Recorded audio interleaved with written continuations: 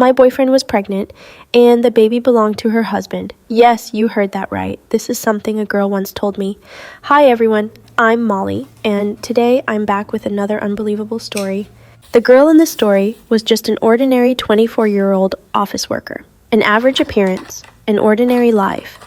The only thing unusual about her was that she fell in love with someone whose true identity she never figured out. Next, I'll tell this unbelievable story from her perspective. I met my boyfriend online. That day I wasn't in a good mood. I stayed up scrolling through social media until 2 a.m. Then I came across a side profile photo of him. In the picture, he was wearing a white shirt looking down at his phone.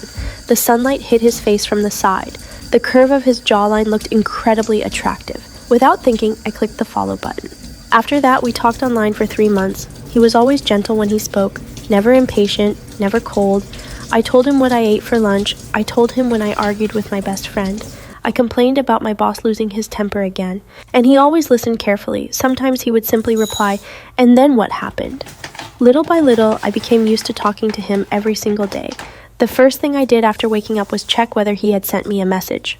And the last thing I did before sleeping was say goodnight to him. 3 months later, he told me he wanted to meet me.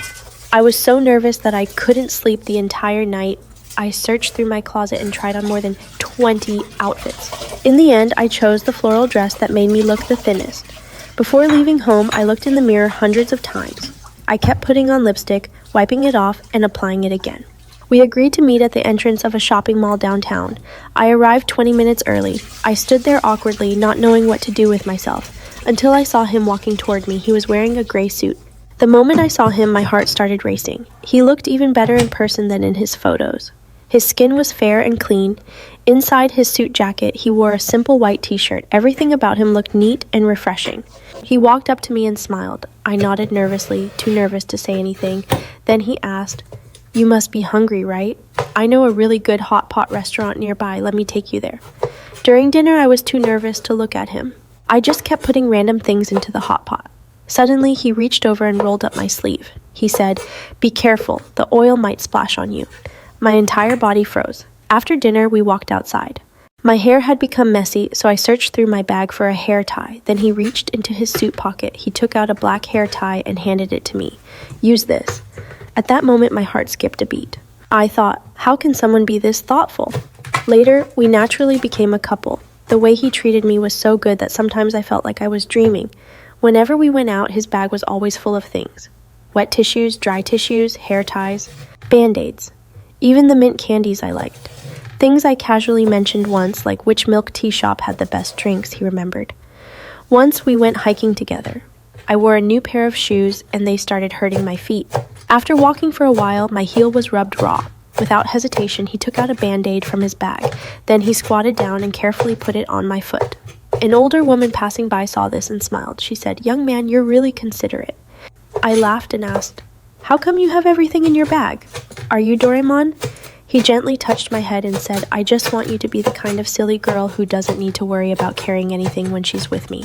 And he said things like that so naturally. It wasn't something he pretended to do. It felt like genuine kindness coming from his heart. But there was one thing that always felt strange. We had been together for more than 6 months. The most intimate things we had ever done were kissing and hugging. Every time I wanted to take things further, he would gently push me away. Then he would say, "You're still young. I want to respect you," once I deliberately teased him. I put my hand inside his clothes. His face instantly turned red. He grabbed my hand and said, "Don't tease me. I want to save the most beautiful moment for the end." That night, after I went home, I kept tossing and turning in bed. The more I thought about him, the more perfect he seemed. The next day, I couldn't help but tell my best friends about him. They were all extremely jealous. They said, "Where can you even find a man like this?" Someone who respects women this much is basically a rare species. At that moment, I suddenly felt incredibly lucky. Lucky that I had met someone so wonderful. I brought him home to meet my parents. My mom cooked a huge dinner. He helped carry the dishes, set the table, and clean everything afterward. He was so sweet and polite that he completely won my parents over. Later, my mom pulled me aside and said, "This guy seems great. He looks like someone who can build a stable life with you." Even my dad, who rarely praised anyone, complimented him. He said, "This kid is mature and well-mannered." But whenever I asked when I could meet his parents, he always hesitated. He would say, "Let's take it slowly. There's no rush. You're still young." I asked him, "Do you not want me to meet your parents?" He immediately shook his head. No, it's just that my family situation is a little complicated. And once I deal with everything, I'll definitely take you to meet them. At the time, I didn't think much about it. I thought maybe he was just being responsible. Maybe he wanted to wait until everything was settled before introducing me to his family. Looking back now, that was probably when he was already struggling. When did I start feeling something was wrong? Probably about 3 or 4 months ago. There were several times when we went out to eat. Halfway through the meal, he would suddenly put down his chopsticks, cover his mouth, and rush into the bathroom. I would follow him and ask, "What's wrong?" And he would lean over the sink and dry heave. His face would turn pale. Then he would say, "Maybe my stomach is upset. I've been having acid reflux lately." I even joked with him, "Don't tell me you're pregnant." He looked up at me. The smile on his face was extremely awkward, but he didn't say anything. Later, I noticed his clothes were becoming looser and looser. He rarely wore those fitted suits that showed his figure anymore. Instead, he often wore oversized hoodies and sweatpants. Once we went to watch a movie. I rested my head on his shoulder. Accidentally, my hand touched his stomach. It felt softer than before, but I truly didn't think in that direction. Who would ever think about something like that? Until one Saturday. That day, he came to pick me up and said he wanted to take me to a newly opened shopping mall. Halfway there, we stopped to buy some water. His jacket was left on the seat. While I was reaching into his pocket, I touched a crumpled piece of paper. I took it out. When I opened it and I saw a pregnancy test report, I stared at that piece of paper for a long time. Why would there be someone else's pregnancy report inside his clothes? My mind went completely blank. Whose report was this? Was it his wife's? Instinctively, I looked up, and then I saw the driver's license placed above the sun visor. The moment I saw the name and photo, my brain completely shut down. The person I had been dating for more than 6 months. Why was their gender listed as female? The person I thought was him was actually her. This was beyond anything my life experience could understand. At that moment, he came back after buying water. He opened the car door and sat down. Then he saw the pregnancy report and the driver's license in my hands. Her hand froze in midair. The bottle of water slipped from her hand and rolled across the floor mat. The car became completely silent, so silent that I could hear my own heartbeat. She sat there motionless. Her face slowly turned pale, paler and paler, until she looked almost like a piece of paper, after what felt like forever. She finally spoke. Her voice was so quiet that I almost couldn't hear it. She said, "I'm sorry. Please let me explain." She looked at me with the same gentle eyes as before. I said, "Okay, explain. What exactly is going on?" She took a deep breath, then she said, "Yes, this pregnancy report is mine. I am a woman. But since I was little, I never liked wearing skirts. I didn't like tying my hair in braids. The people I liked were always girls. I'm a lesbian. I used to date another girl. But when my parents found out, they went crazy. They hit me, insulted me, locked me at home, and forced me to see doctors. They told me there was something wrong with me. Later, I fought with them. I stopped eating and refused to talk to them. Eventually, my parents made a deal with me. They said as long as I got married and had a child, they would stop interfering with my life. That's why I found a gay man and married him. We already agreed, after we had a child, we would divorce because of incompatibility. This child was created through IVF. I listened to her words, and my tears just kept falling. I thought about all the kindness she had shown me during those 6 months, the hair ties she always carried in her bag, the time she pushed me away and told me she wanted to respect me. Everything I thought was tenderness and care. Looking back now, maybe part of the reason was because she never knew how to move forward with me as a woman. I cried and asked her, "Then why didn't you tell me earlier? We've been together for so long. Why did you lie to me?" She said, "I tried to test you before. Once I asked you, could you accept a lesbian? You said no, and you said it felt strange to you. At that moment, I was terrified. I was afraid that if I told you the truth, you would leave me. I liked you too much.